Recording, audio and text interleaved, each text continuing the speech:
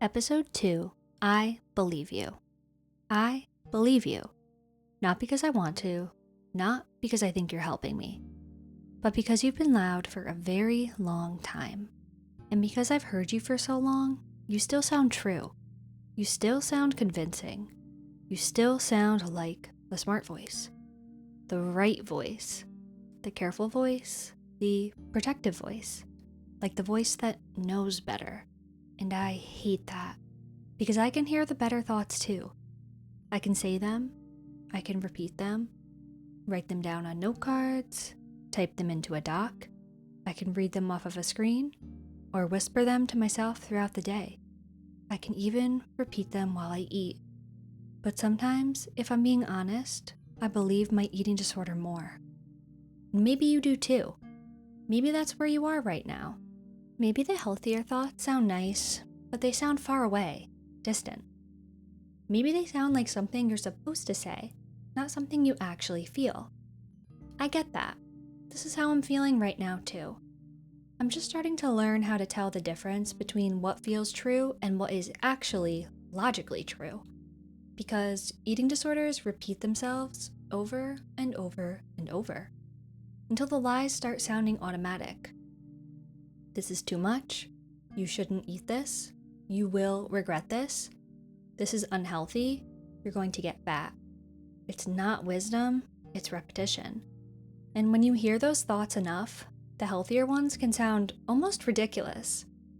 Like, this food is helping me, my eating disorder is lying to me, I'm allowed to eat this, my body needs this, I deserve to enjoy my food. Those thoughts don't really feel true to me yet.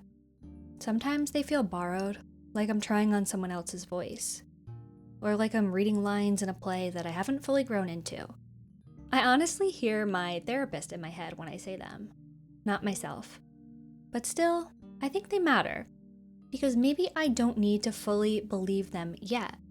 Maybe I just need to keep saying them, even if it feels fake or forced. Maybe repetition is just how this starts. Maybe the eating disorder got loud through repetition. And maybe it gets quieter the same way. Not overnight, not magically, just slowly, thought by thought, meal by meal, bite by bite. So this week, when my fear foods have been loud and my brain has had a full dramatic performance about it, like a full TED Talk that I didn't ask for, I've been trying to practice this. I can believe the fear is here without believing the fear is right. I can feel afraid and I can still eat. I can hear the thought and still challenge it. I can believe my eating disorder is loud without letting it make every decision. And when I sit down to eat, I try to remind myself, I'm going to be present for the meal at hand. Not 5 steps ahead, not calculating, not negotiating.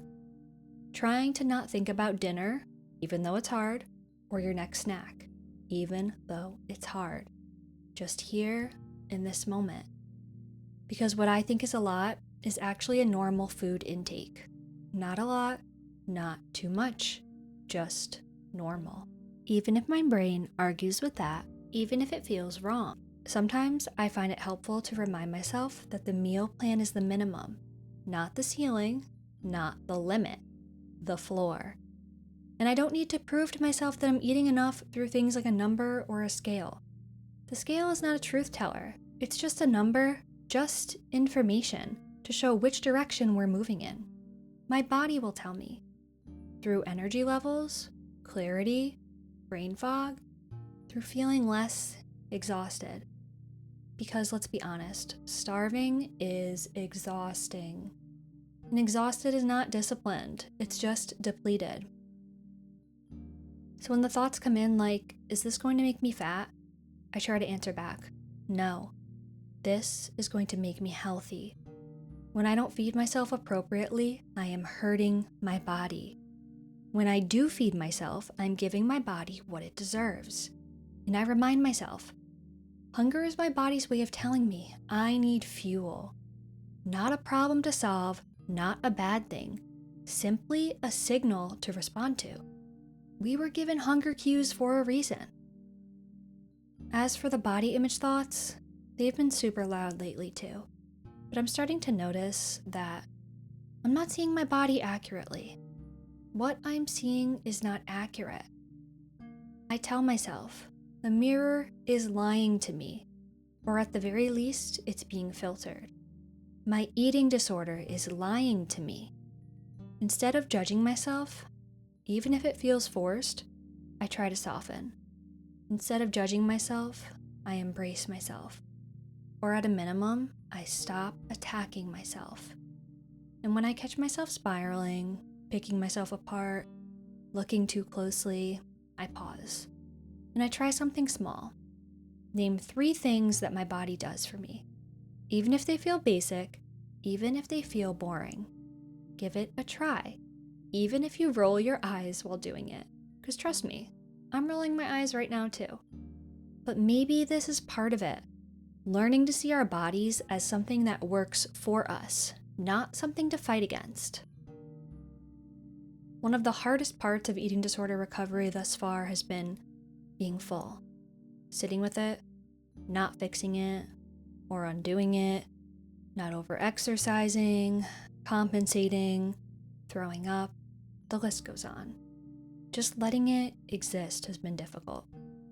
In these moments, I'm reminding myself, being comfortable, even if my idea of full feels unfamiliar, is what a healthy body deserves. And yeah, this is hard, but let the hard be that we are changing it, not that we're stuck. It's going to be hard either way. Let the hard be that we're changing it. If nothing changes, nothing changes. Remember that. And this discomfort, this resistance, this back and forth in my brain, this is what healing feels like. Not peaceful all the time, not confident all the time, but trying anyway, repeating anyway, showing up anyway. So maybe recovery doesn't begin when the healthy thoughts feel natural. Maybe it begins when we repeat anyways, even while doubting it, even while struggling, even while part of us rolls our eyes. Here's what I'm practicing right now. This food is not dangerous. Eating is helping me. My body deserves nourishment. Fear foods are still food. Food is not something to be earned. Discomfort is not the same as danger. Being full does not mean I did anything wrong. Full is simply a body state, not a failure. I do not need to punish myself for eating. I deserve to enjoy my food. I was given taste buds for a reason. Maybe I don't fully believe all of this yet, but I'm saying it anyways, because one day, maybe I will. And if you're here too, believing the disorder more than the healthy voice, that does not mean that you're failing or that you cannot recover. It just means that you're in the middle of rewiring. And if you are, you're not doing it wrong. You're not behind. You are not broken. You are learning a new voice. We are de-brainwashing our brains. New voices, new patterns of thought take repetition. So if the good thoughts don't fully land today, or tomorrow, or next week, that is okay. Say them anyway. Let them sound unfamiliar, let them sound shaky, and let them be borrowed for now. Just keep going. I'm with you.